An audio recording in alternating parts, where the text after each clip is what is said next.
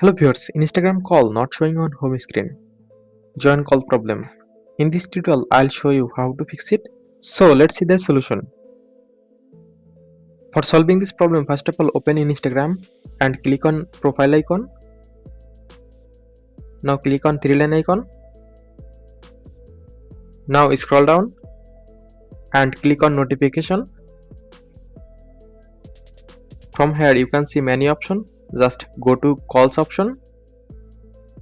Here you can see calls option turned off. Just click on from everyone. Select this option.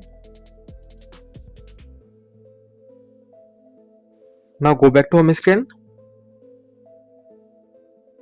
Long press on Instagram apps. Now click on app info or I button. Now click on notification option and allow all notification permission. Now go back, scroll down, click on storage. Now click on clear cache. Now go back, click on force stop, click on OK. Now go back to home screen and restart your phone. After all steps, now check your problem solved successfully. So thanks for watching. Stay connected for more updates.